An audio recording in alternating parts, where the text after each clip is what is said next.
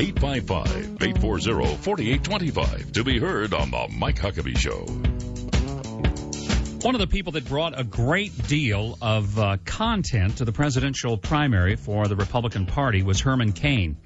And he literally just put the whole process, really, I think, on its head by proposing a tax solution that was simple and it was extraordinarily popular, called 999.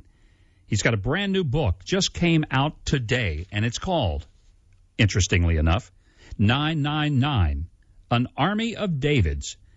We've got the general of that army with us right now, Herman Cain. Herman, good to have you here on the Mike Huckabee Show. Hello, Governor. I'm delighted to be on with you. And with you being a Baptist preacher, I think you were a Baptist preacher, weren't you? I was at one time, yeah. You know the story of David and Goliath, and we are up against that Goliath called Big Government in Washington, D.C., and it's going to take an army of Davids in order to be able to get it changed. But thanks for having me on, and I'm very happy that we were able to release our book today.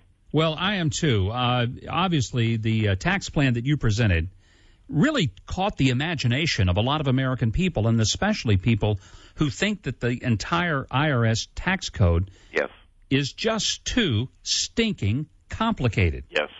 So what do you propose? Not the what. We know how the tax would work. How do we get there? How do we make 999 or any other tax reform realistic given the complexity of getting something through Congress? We build this army of Davids. It was former Senator Eric Dirksen who said, when they feel the heat, they will see the light. One of the reasons that I published this book is such that more and more people would understand 999, the power of 999. It treats all taxpayers the same. Go figure. It treats all businesses the same. Go figure. It levels the playing field for products made here in the United States of America with products made elsewhere, because in that first 9, businesses that are sending products overseas don't pay taxes on that if they're sending them offshore. And so the way we make this the law of the land is that we have to build this army of Davids, and that's why I created Cain Connections that people can find at hermancain.com. Now, let me say this, Governor. When you ran for president, one of your major proposals was the fair tax. Absolutely, and I still propose it. Fair tax. Yeah. And I supported you largely because, not just because you supported the fair tax. And I still favor the fair tax.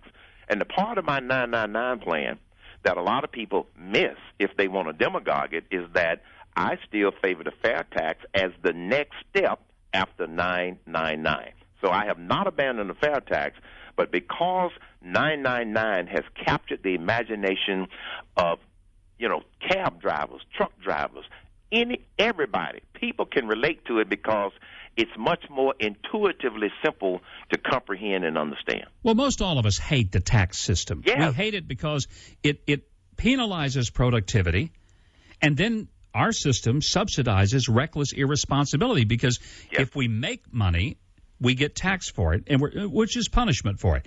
And if we make even more money, then because of a graduated income tax, we're penalized at a higher rate for having been more successful. On the other hand, if we have a failure, then we get to write off the failures and the mistakes and the goofs. So it's really the equivalent of penalizing our productivity and subsidizing failure and irresponsibility. So tell me how 999 is different. How then do we collect revenue from people?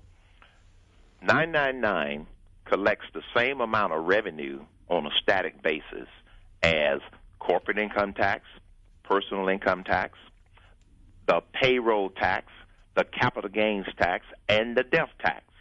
So this 999 collects the same amount of revenue as those 5. Now, we don't punish success because the rate stays the same, and the more you make, you're paying the same rate rather than a graduated rate. We've got graduated rates for corporate income taxes, so the more that a corporation makes, the more they're going to have to pay. More an individual makes, the more you're going to have to pay. In this case, it's still 9%. Now, in the first 9, businesses are able to deduct purchases that they make in order to produce their product. In the second 9, you can deduct charitable contributions because we wanted to encourage people to continue to contribute to their favorite charities because local charities and local community organizations, Mike, as you know, do a much better job than the government of helping those that really need the help. And then the third 9 is that 9% national sales tax, which works just like the fair tax in terms of on all new goods and services at the end of the retail sales chain. Herman Cain is my guest here on the Mike Huckabee Show. He's got a brand new book out called 999, An Army of Davids. And Herman Cain is hoping that you will be one of those Davids to form the army. What should people do? Because, I mean, you know, look, I'd love to see the fair tax, but I'm very happy to see 999 because if you pay 9% on your personal income, 9% on corporate income, 9% on anything you purchase, it first of all eliminates the need for an extraordinarily 67,000-page, impossible-to-understand tax code. And it also means that I'm not going to be punished if I go out there and work extra and work hard and work more. Here's what people need to do. First, buy the book.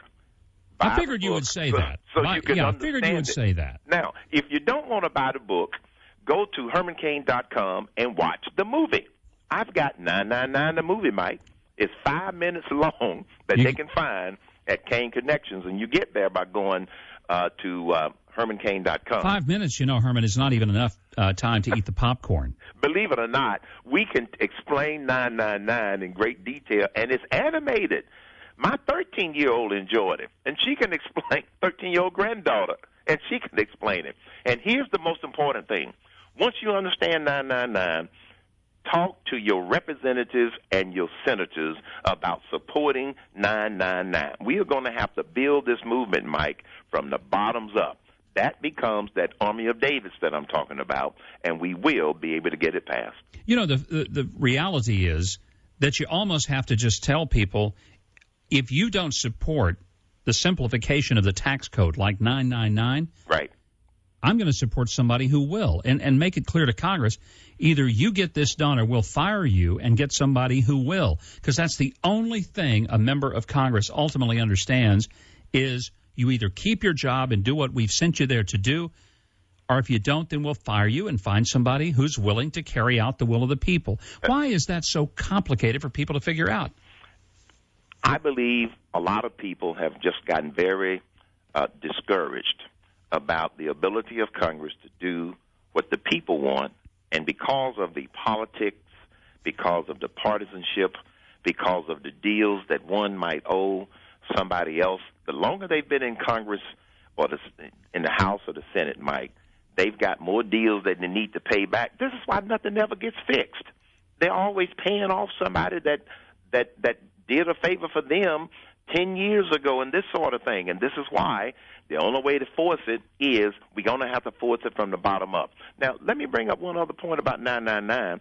You know how President Obama has been pushing this Buffett rule thing. Oh, yeah. And Buffett has made the statement that he pays less in taxes than his secretary. Well, by some reports, she makes $200,000 a year. Good. Not bad. I don't begrudge that. No, and he pays himself $100,000 a year. And that's why, because his wealth is tied up in Berkshire Hathaway, he doesn't have to pay any tax on that capital gains until he does something with it. And knowing Warren Buffett, like most people with a lot of money, they probably got it well sheltered and this sort of thing. But here's the thing. On the 999, do you know how much Warren Buffett would pay in taxes every year? $200 million. So if you want the rich to pay more regularly, let's make 999 the law of the land. So I guess we can expect Warren Buffett to go out and buy several thousand copies of your book, 999.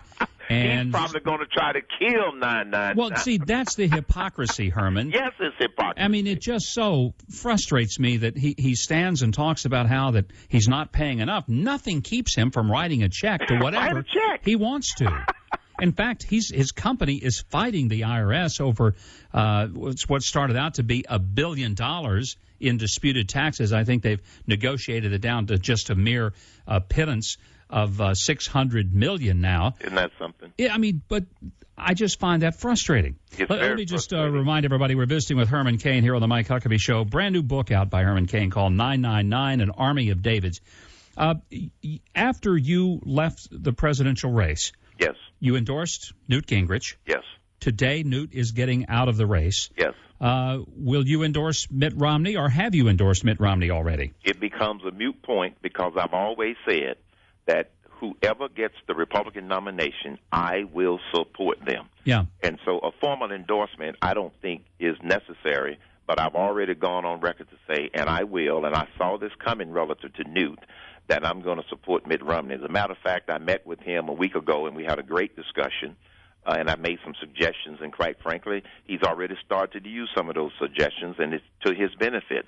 So I will be supporting Mitt Romney. He is the presumptive nominee, and it would take a major miracle for him not to get it, given the big lead that he has in terms of the delegate count. So I will be strongly supporting Mitt Romney. Well, and the fact that everybody but Ron Paul will have dropped out as of today, so it really would be pretty extraordinary if he somehow could lose it when you're the only one on the field except for one other person who has not yet won a state. You and I do share something in common, and that is we both ran for the office. Yes. Didn't get there, but we found that there is an extraordinary ability beyond a campaign to actually get a message out. My experience has been sometimes you can be more effective in a non-campaign role because you're not spending most of your time and money fighting all these attacks that come. You got relentlessly attacked once you started to go up in the polls. Yes. You're not having to fend off all that nonsense now, and you can focus on the ideas that you put forward. Isn't that frustrating, Herman, that you run for president and you basically are defending yourself against everything out of the woodwork, but if you leave the campaign, then you can actually do what you wanted to do when you ran in the first place. Talk about your ideas. You're absolutely right, Mike. I have often said to audiences, even though I'm not still pursuing the position, I have not abandoned my mission. And my mission is bigger than getting the position, and that is helping the Republicans maintain control of the House, get control of the United States Senate, and to defeat Barack Obama, and I make no bones about it. We are going off a financial cliff. We're going off a cliff relative to stepping all over the Constitution. We're going off a cliff relative to all of this spending, and this economy is not in a recovery. And if Congress does nothing by the end of the year, that means everybody's taxes are going to go up, and it's going to accelerate this financial cliff that we face. That you're absolutely right. I am still out here on this mission because I care more about that than whether or not I got the nomination to become president. And here's the good news, Mike. What you're doing and what I'm doing and others are doing, even though we're not candidates, people are paying attention and they're waking up because it's going to take an awakened electorate in order to get this country back on track.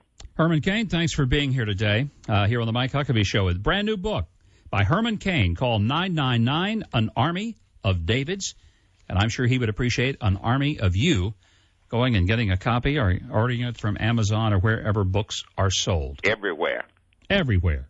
Thanks, Mike. Enjoy being with you. Thanks, Herman. Great to be with you today.